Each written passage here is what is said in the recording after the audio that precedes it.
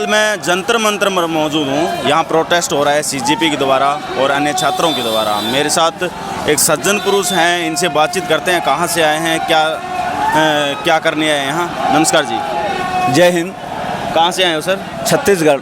अच्छा जी, क्या नाम आपका? राधेश्याम शर्मा, सामाजिक कार्यकर्ता हूँ जी। देश में जहाँ जहाँ अपने हक अधिकार के लिए आंदोलन होता है वहाँ पहुँचने का प्रयास करता हूँ जी। और यहाँ भी आया हूँ। बच्चे अपने हक अधिकार की लड़ाई लड़ रहे हैं, उनको साथ देने के लिए आया हूँ जी। तो आप यहाँ मतलब जैसे आप चाहते हैं कि धर्मेंद्र प्रधान इस्तीफा दे? देखिए, वो मुद्दा बच्चों का है जी।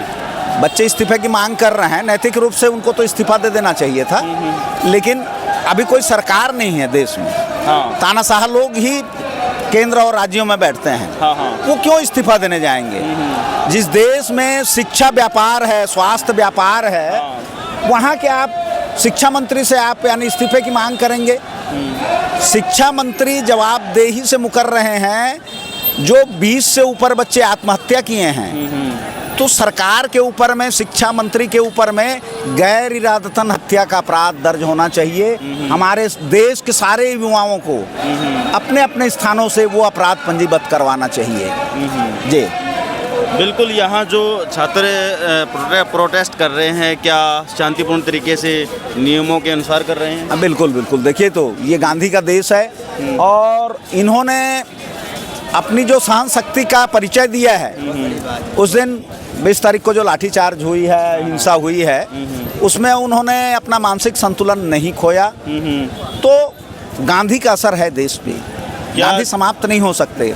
बड़ा दुर्भाग्य ये है कि ये देश का ये राजधानी है, यहाँ सर्वोच्च न्यायालय है, माननीय सर्वोच्च न्यायालय में न्यायाधीशें हैं, लेकिन उनका मुख्य न्यायाधीश ये कहता है कि इन सब चीज़ों को देखने के लिए समय नहीं है। ये देश का दुर्भाग्य है कि पवित्र न्यायपालिकाओं में, चाहे वो उच्च न्यायालय हो, उच्चतम न्यायालय हो, राजनीतिक दलों के पिट्ठू लोग बैठे हैं, दलाल लोग बैठे हैं, बंधुआ लोग बैठे हैं। वो क्या संज्ञान लेंगे? तो यहाँ संविधान का पालन नहीं हो रहा है देश में, कानून का पालन नहीं हो रहा है। संविधान हमारा राष्ट्र ग्रंथ है। आज़ादी के बाद से जो सरकारें अब तक बैठती रही हैं राज्यों में और केंद्र में, नशे का व्यापार नहीं करवा रही हैं। क्या अनुच्छेद 47 ये अनुमति देता है क्या कि सरकार नशे का व्यापार करेगी? जिस देश में सरकारें नशे का व्यापार कर रही हैं, हमारे युवा पीढ़ी को वो जकड़ दिए हैं, तो हम तो गुलाम हैं। हमें तो अब आज़ादी चाहिए। गुलाम अभी भी हैं। और बड़ा दुर्भाग्य यह है कि हमारी राष्ट्रपति महोदया आदिवासी हैं, पढ़ी लिखी हैं, विद्वान हैं, वो मौन बैठी हैं। अगर वो पिट्ठू दलाल मुख्य न्यायाधीश सूर्यकांत को समझ नहीं है, वो दलाली कर रहा है, तो वो क्या कर रही हैं? वो तो उनसे भी ऊपर हैं। सारे न्यायाधीशों से ऊपर राष्ट्रपति होता है, वो देश का प्रथम नागरिक है। उनको इस पर संज्ञान लेना चाहिए। और इस देश को, मेरे को लगता है, अब सैनिक शासन की आवश्यकता है, क्योंकि ये इतने वर्षों से 87-88 वर्षों से संविधान का पालन नहीं हो रहा है। और हम किसको चुन रहे हैं हमको पता नहीं, हमारे वोट किसको जा रहे हैं ये पता नहीं है। तो हम कैसे कह सकते हैं कि ये लोकतंत्र है? लोकतंत्र नहीं है। हम गुलाम हैं और गुलामों से मुक्ति के लिए मैं तो सेना के तीनों अध्यक्षों से और सैनिकों से निवेदन करूंगा कि वो देश की सत्ता को संभालें।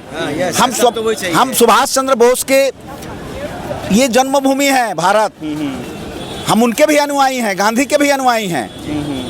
तो हमको तो आज़ादी के लिए लड़नी चाहिए। और धर्मेंद्र प्रधान के साथ ही साथ इस पेपर लीक मामले में जो भी दोषी हैं, उनको गैर इरादतन हत्या के लिए कठोर दंड होना चाहिए। और जो ये हिंसा हुई है, उसके लिए भी कठोर दंड मिलना चाहिए। और इसकी जवाबदेही पुलिस के सर्वोच्च अधिकारी के ऊपर तय होनी चाहिए। सर, इस प्रोटेस्ट के जो चाइना से कनेक्शन जोड़े जा रहे हैं लोगों के द्वारा, क्या कहना चाहोगे? इसका आंसर हम देखिए, कोई कुछ भी बोल सकता है। सोनम वांगचुक जी जो अनशन कर रहे थे, मैं खुद सत्याग्रही हूँ, मैं अनशन करने के लिए आया था, लेकिन उन्होंने रात में अनशन अपना तोड़ दिया है और अभी इस मंच से अनशन नहीं किया जा रहा है। नहीं तो हम तो आखिरी सांस तक अनशन करते। अब 66 वर्ष मेरी उम्र हो गई है, मैं ज़्यादा दिन जिंदा रह करके क्या करूँगा? मैं बच्चों के लिए लड़ूंगा, जान दूंगा। मैं सड़क में मरूंगा, किसी बीमारी में मरूंगा, अच्छा इन बच्चों के साथ, क्रांतिकारियों के साथ शहादत दूं, ये इच्छा से आया था। लेकिन यहाँ अभी सत्याग्रह समाप्त हो चुका है, लड़ रहे हैं। देश की जनता से अपील है कि वो इस लड़ाई में शामिल हों।